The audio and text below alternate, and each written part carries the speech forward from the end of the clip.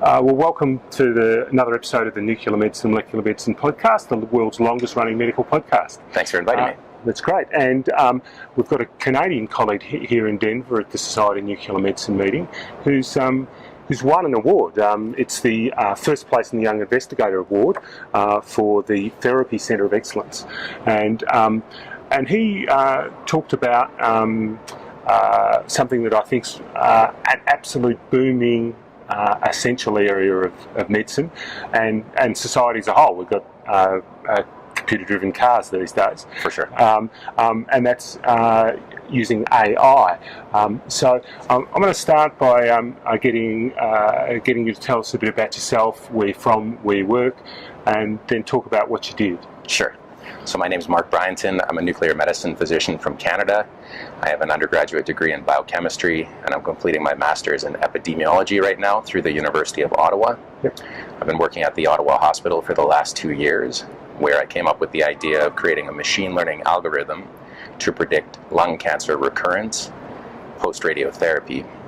So some of that was fortuitous in that Jason Panterato, the head of radiation oncology at the Ottawa Hospital, had started creating a data set of about 800 patients whom he had tracked over about 16 years. So it was useful to me in that a lot of outcome data had already been tracked and a lot of clinical data. Right. And so for me, I just had to acquire the final PET segmentation data. So Hermes Medical Systems was useful for me there. Yep. In that Benoit Galarneau, one of the coders through Hermes, was able to make a tidy data output tool as per my specifications. So tidy data is really important for machine learning and creation of algorithmic sorting of data. And so this is something that's been pushed by Hadley Wickham, one of the heroes of R coding. And so to be able to get data exported in a tidy data format like that made it much easier later to incorporate it into my algorithm. Right. So you already had a gold standard in terms of outcomes. Correct. So you knew what the outcomes were, and that's essential for developing this kind of machine learning, right? So it's not essential, but it's essential for testing the accuracy of your algorithm. So there's supervised machine learning where you know an outcome. Yep. And in that case, you can tell the algorithm, create this outcome. Mm-hmm. And then there's unsupervised machine learning where the outcome is unknown. Right. And in that case, they try to find pure mathematical associations between the data to try to cluster patients into different groups. So certainly unsupervised machine learning is also big when you can't yet know the outcome. Right, but you can look at the groups they provide, and then Yes. you want to say, well, what's special about that group, right? Exactly. And then you, in that case, require content expertise and domain expertise to be able to think, does this grouping make sense? Do I think this likely represents a true patient grouping? Or is this overfitting the model? Because with a lot of the unsupervised machine learning algorithms, you could make the algorithm divide them up into 50 groups or 2 groups or however many groups you like. Right. And so eventually you're just creating noise. Right, and sometimes you end up with correlations with that noise that don't make sense. We've seen a lot of that in fMRI, for example. Absolutely. So that's the real joy of supervised machine learning, which is you actually get immediate feedback to say the change, the tuning of the hyperparameters in your algorithm were not successful or were successful, because you can have a gold standard to prove that your accuracy is increasing or decreasing. Right. So what were the total numbers again of the people that were involved in the study, and did you then test it in a prospective way? So that's an excellent question. We had about 800 in the total data set with a first lung cancer occurrence. Yep. However, only about 550 of them had a PET scan for staging. Yep. And then I had several inclusion-exclusion criteria of patients that I thought likely would not represent a predictable outcome, such as patients that were lost to follow-up, right? So my algorithm might predict that they'll have a recurrence, but if we lost them to follow-up after 3 months, exactly, my algorithm might have been right, but we won't be able to prove it or disprove it. Right. But one of the arguments against that, of course, is those people might be lost to follow-up because they died or whatever. It's 100% correct, yeah. Yeah, exactly. So a lot of the lost to follow-up patients were patients who left, so they went back to their original jurisdiction. But you're 100% correct. There's always massive concerns about how to handle loss to follow-up and what's the best way to approach it. In my case, the numbers were quite low in that I really only had to exclude people who were lost to follow-up before the time that my machine learning algorithm was predicting early lung cancer recurrence. Yes. So in my case, it was 440 days because that was the trimmed mean progression time for all people who did progress. Right, right. So statistically, it made some sense. Yeah, it makes sense, yeah. To select that date, even though from a human interpretation standpoint, it seems like a very arbitrary date. Yeah. But because of that, I only had to exclude people who were lost to follow-up at that point in time. Prior to that point in time without a recurrence event. And luckily that number was quite low of 29 patients out of, so yeah, that's small, yeah. It's fairly small, yeah. Yeah, yeah. So in terms of testing, how well this worked, in terms of prospectively? Yes, yeah, your second question. So I'm currently speaking with the head of radiation oncology right now, because certainly the easiest way to test it prospectively would be with a triple blinded study. Yep. So basically, we would take the predictable outcomes, we would take the predictable features, put it through the machine learning algorithm, predict an outcome, seal that outcome in a digital file of some variety, and then not tell the physicians what the algorithm had predicted, not tell the patients what the algorithm had predicted, and have the statistician completely blinded to what the patient's ultimate outcome was, other than receiving at the very end when the study was released. Yep. But in the interim, having no knowledge about what their actual recurrence basically makes it the purest study possible. Right. In that you get to test the pure predictive capacity of patients that are 100% naive to the algorithm. Yep. Now the algorithm's already pretty good in that you split the entire retrospective cohort into a testing data set and a training data set. Okay. So I've trained the algorithm on one group of patients and then predicted on a separate group of patients. And how did that turn out? Turned out well. The accuracy was 86% overall. Right. It ended up being highly specific. And then it was very good at identifying patients who would not recur, and it was very good in that the patients who were identified to recur, there was about a 90 to 95% specificity. The weakness of the algorithm currently is that it's only about 50% sensitivity. Okay. So certainly some patients will be missed. Right. Part of this is again because of the arbitrary cutoff of 440 days. Yeah. So if somebody recurred at 441 days, my algorithm would say they're going to recur early. Right. But then upon testing on the reference standard outcome, it would say that it was a false positive. Right. So one of the ways I attempted to mitigate that weakness was to take the patients who were predicted to recur, right, and do a standard Kaplan-Meier progression-free survival analysis. Yep. And that ended up being highly statistically significant, with about an 1,000-day difference of recurrence time between the two groups, and about twice as many people recurring in the group that were predicted to recur than the group that was not predicted to recur early. Right. And how did, I presume you compared this against the reads in terms of whether they predicted the manual reads in terms of these studies? Did they? Correct. Yeah, so that's another excellent point. One of the ways that I attempted to purify my reference standard is I also excluded patients who had a local recurrence on a read, but then never had a regional recurrence, never had a distant recurrence, and never died of lung cancer, because you're 100% correct. All of my patients were followed with CT, not with PET-CT. Gotcha. And so there's always a ton of post-radiation changes, pneumonitis, fibrosis, particularly in the first year. Yep. And so again, it was just a way to purify my reference standard.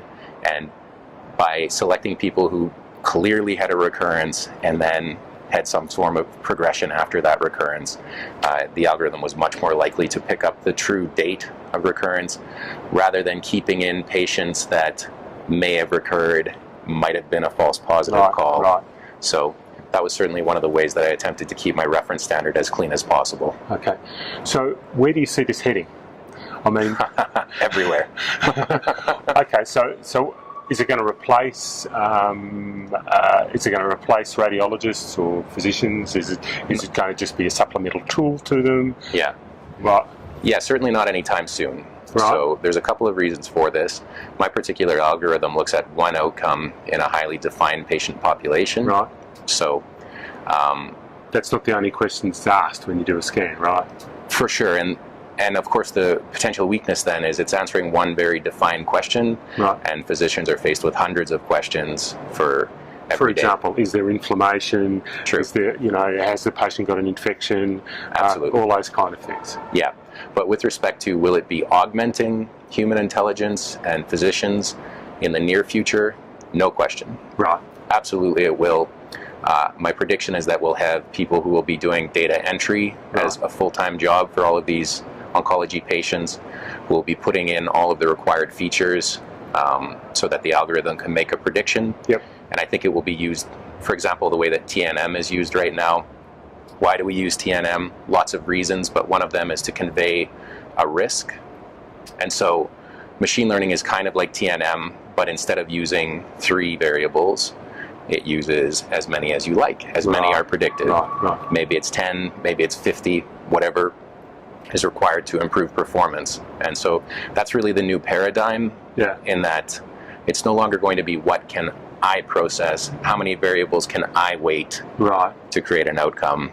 It's going to be, okay, the machine states that this person's at high risk for recurrence. What should we do now? So, I mean, part of that, I mean, a little bit, I mean, for decades now in cardiac, for example, we've had tools that assist the doctor in reporting a myocardial perfusion scan, you know, things like 3D, CEDAR Sinai and 4D, Corridor 4DM and so on. Absolutely. And we've had those for forever. Absolutely. And they're useful. People do use those kind of things. The real question is they're only as good as the data set that formed them. Correct. Is what you're doing only as good as the data set that you've formed? And when technology changes, when the scan changes, when the scans get better or worse, is your data set useless? So that's an excellent question. One of the benefits of my data set is that all of the patients have biopsy-proven lung cancer.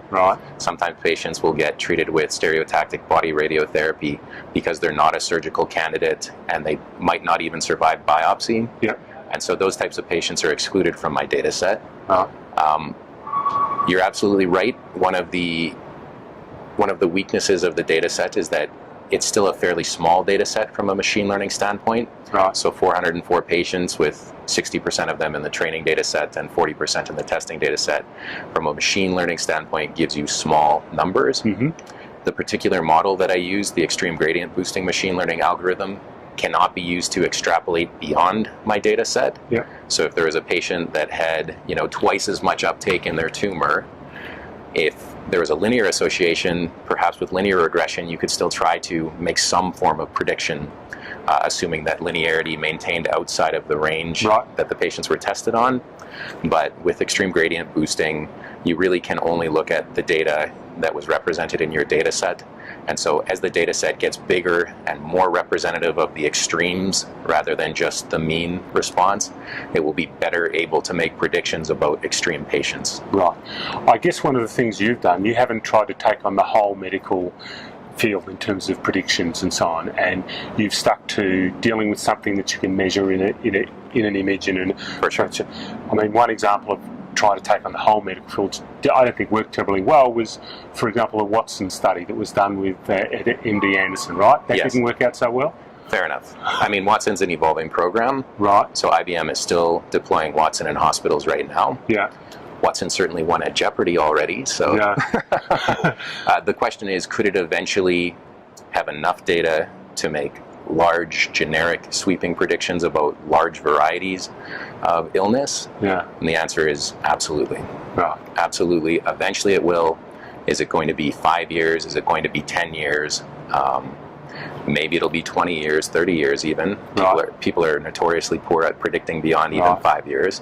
But what does a physician do, really? A physician takes and synthesizes large amount of data to come up with an outcome. The only difference, I think, between a physician doing it and an algorithm doing it is, in an algorithm, you definitely have the data for every patient, and so every failure is going to get tracked. Whereas if a physician were to make a mistake, currently the most likely response would be, yes, medicine's an imperfect science, everybody's doing their best. So and people have got preferences, personal preferences, like you like this car rather than that car in some ways, you know, and you haven't, and those preferences, you don't know why you've got them, or the person who told you you didn't like them very much, or whatever it happens to be. I like whereas the computer is neutral in all of that type. In some ways. So as you mentioned previously, it's dependent on the data set.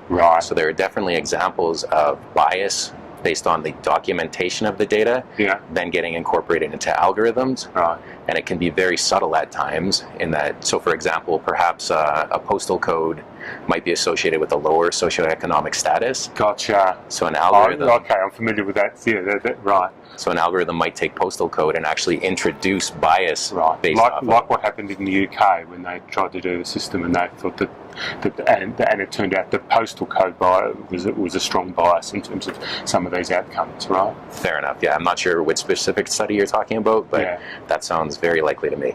Yeah. So I guess you've taken this machine learning, but applied it in a defined way to a defined study. Correct. And come up with a pretty robust outcome. Yes. Right? In the short term, do you think that's the place where learning should be used in medicine rather than taking too broad a slope? Because the truth is that in medicine, there's actually a lot less evidence than we think we have. Would that be fair enough? There's a lot of not so good studies with small numbers, and they often influence people's behaviour. I've forgotten his exact name, but there was a billionaire that used to work with Enron. Oh, I wish I could remember his name right now.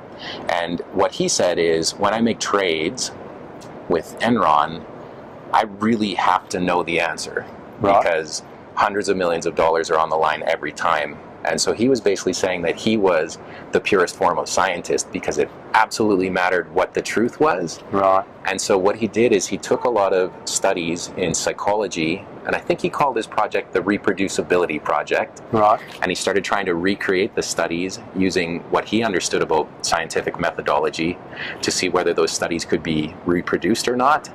And so you're absolutely right.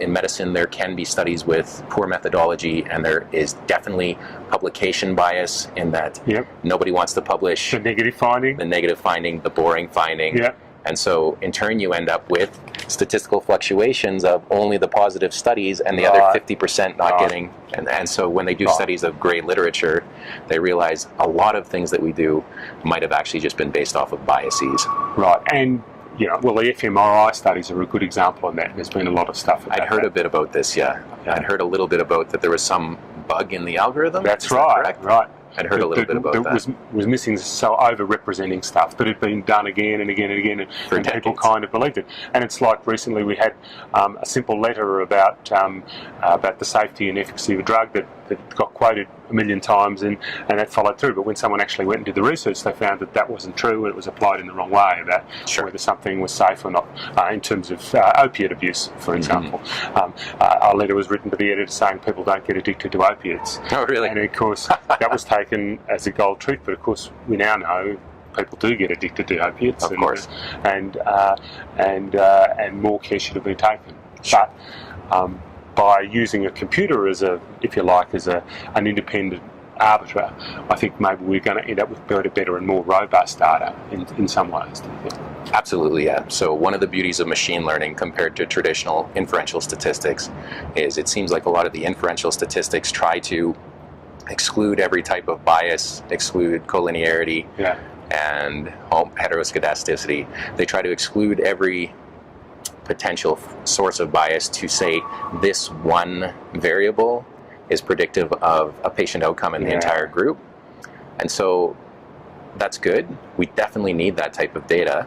Absolutely. But the beauty of machine learning is then you can take those 10 or 20 studies that all in a specific area of learning state, this variable is predictive, and we've done such a robust way to try to prove that there's no bias, and then you can take all of those variables and put them into a machine learning algorithm to try to create a function that predicts an outcome of importance. Right. And so then you can test that. And then you can test that, and you can actually use it in a way where you are pretty confident that in this patient, right? Not the population on average, but in this patient with all of their specific minutiae. So when we exclude women because we're worried about pregnancy risks, when we exclude children, when we exclude people that have got atrial fibrillation or whatever it happens to be, exclude this, exclude that, and of course you end up with a tiny segment of the population, and then you're trying to infer a treatment for a tiny segment of the population. That's 100% an issue, and You're 100% right that this is a way to try to take all of these individual predictors, and luckily most of the machine learning algorithms will tell you whether they remain predictive. Right. And one of the other benefits is it could be that there are collinear actions or interactions between different terms, which would have been excluded with linear regression. Right. But it could be that there is still some sort of synergistic effect or nonlinear effect between multiple variables, which can then be inferred with the algorithm rather than being tossed out as completely irrelevant because they don't fit the statistical model being used. Okay. Do you think there's a possibility in your data set you've got one of those problems, though? For example, we know that people who live in poor neighbourhoods have a higher reoccurrence of just about everything. For sure. Right? So do you think that your algorithm might be biased in terms of a richer area, and it's not going to work so well in a poorer area, for example? Could be. Right. And that's the point of prospective proof, Yeah. in that even if I do prospective proof, it will prove within the Ottawa Hospital patient population that it's predictive. So you're 100% right. It could be that they do something slightly different that was not captured in the model in a different jurisdiction or country. Yeah. And so the beauty again of machine learning, though, is if it turns out that there is a slight difference between the two patient groups in the way that they were treated, you can retrain the model at any point in time. Right. So you'd ask the question, maybe the old scanner doesn't work as well, and that could end up being an issue. Yeah. All you would do in that case is you would put in what the scanner was, what the parameters of the scan acquisition was, as its own independent model for every patient. I have that data currently, actually. And then you can compare the two. Exactly, and so it could be almost used as like a marketing. Oh, look, the patients who have a scan on a new type of scanner are much less likely to recur. We all need to buy solid-state PET scanners, right? We'll see, right? Okay, all right, well, that makes good sense. So the model can always be retrained. So the answer to your previous question of, do I have to throw all the old data out? No, because let's say worst case scenario that we start testing for a certain genetic mutation over time. Yeah. Well, the 160 columns of data that I have on the original 500 or so patients still predict on their own. Yeah.